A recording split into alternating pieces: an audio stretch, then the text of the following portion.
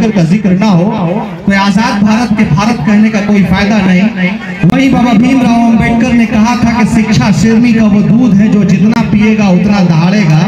और इस दहाड़ को आप ऐसे भी समझ सकते हैं कि जिस भी प्रखंड के लिए प्रखंड का जो सबसे बड़ा प्रतिनिधि होता है, हमारी एक बहन जो इस वक्त प्रतिनिधित्व कर रही है और हमारी दूसरी बहन जो पिछले 5 साल तक प्रतिनिधित्व कर चुकी है, वो दिव्या भारती के रूप में अगर आपके बीच में उपस्थित है और प्रखंड की सबसे बड़ी जिम्मेदारी जो सबसे बड़ा प्रखंड का पदाधिकारी होता है वो उनका सचिव होता है। तो सोचिए कि एक साधारण परिवार से निकलने वाली बहन बेटियां जब बीडीओ को, डीएम को और बिहार के राज्य में चलाने वाली माननीय मुख्यमंत्री श्रीमती राबड़ी देवी ने जब यहाँ बिहार के गृह सचिव को अपना सचिव बनाया होगा, जब अपना गेट खुलवाया होगा, तो कितना एक गरीब माँ के लिए प्राउड की बात होगी। निश्चित रूप से पहला स्कूल आपकी गोद है। माओ की जिम्मेदारी सबसे ज्यादा है। एक बाप चाहे तो एक बच्चे को बदल सकता है, एक परिवार को बदल सकता है, मगर एक माँ जो है वो पूरे समाज का निर्माण करती है। हमारी एक पिछड़े समाज से आने वाली हमारी बहन अनीता टोपो, जिनका नाम शायद हमको लगता है कि अगर कहा जाए कि राष्ट्रपति तक अगर मशहूर है, दिल्ली तक मशहूर है, अगर एक छोटे से गांव की एक छोटी सी समाज की एक छोटी सी बच्ची जिसने अपने दम पे, अपने कर्तव्य और अपने शिक्षा के बल पे अपना नाम देश और दुनिया में मशहूर किया है, तो निश्चित रूप से उसका एकमात्र वजह रहा है शिक्षा।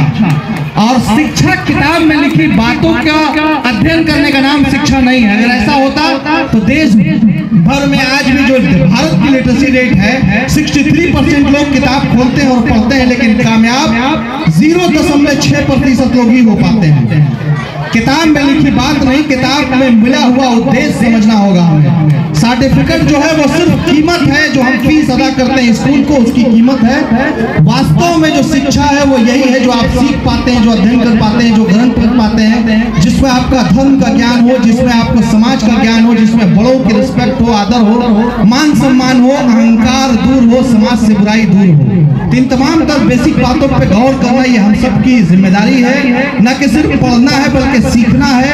और रोहतास जिला के रोहतास प्रखंड के एक छोटे से पंचायत, छोटे से स्कूल से निकल के वो इनकलाब लाना है कि आपकी वजह से आज आप अपना पहचान अपने स्कूल की वजह से कराते हैं। कल आपका स्कूल आपके नाम से पहचाना जाए, यही आपकी कामयाबी है।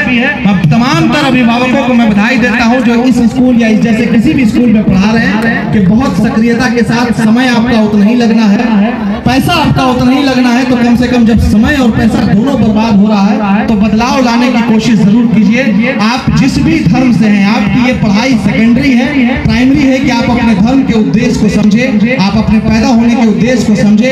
अगर आप सनातन परिवार में अगर पैदा हुए, चाहे वो किसी भी जाति में है, तो इतना जरूर याद रखिएगा कि मर्यादा पुरुषोत्तम श्री राम आपके आइडियल होने चाहिए, या गौतम बुद्ध हमारे आइडियल होने चाहिए। शिक्षा की बात हो तो बाबा भीमराव अम्बेडकर हमारे आइडियल होने चाहिए। हम मुसलमान बच्चों से कहेंगे कि अल्लाह के रसूल सल्लल्लाहु अलैहि वसल्लम के फरमान को समझना होगा कि जिसमें इंसानियत, खिदमत खल्क और पड़ोसी के काम आने का हुकूक है। एक कलम पूरे समाज को बदल सकती है। अगर भारत को बदलना है तो कलम को सही दिशा में उठाने की जरूरत है। बिहार को बदलना है तो कलम को सही दिशा में उठाने की जरूरत है। रोहतास और रोहतास जिला और रोहतास प्रखंड को उठाना है तो कलम को उठाने की जरूरत है, क्योंकि जितना मन से अच्छे संकल्प के साथ आप कलम उठाते हैं तो फिर दुनिया की कोई ताकत आपको डीएम बनने से, कलेक्टर बनने से नहीं रोकता है। इसका सीधा उदाहरण हमारे जिला में है। दुनिया की कोई ताकत आप ईमानदारी से पढ़िए तो आपको प्रमुख बनने से नहीं रोक सकता, आपको मुखिया बनने से नहीं रोक सकता, आपको चेयरमैन बनने से नहीं रोक सकता है। शर्त यही है कि कलम उठाई जाए पूरी ईमानदारी के साथ, कि कलम की उस धार से नफरत के समाज का चिरहरण दूर किया जाए, चिरहरण किया जाए। नफरत को छोड़िए, मोहब्बत बांटिए, मोहब्बत कीजिए। सबसे पहले हम इंसान हैं, बाद में हिंदू या मुसलमान हैं। बहुत बहुत धन्यवाद। जय हिंद, जय भारत। प्रणाम प्रणाम प्रणाम प्रणाम।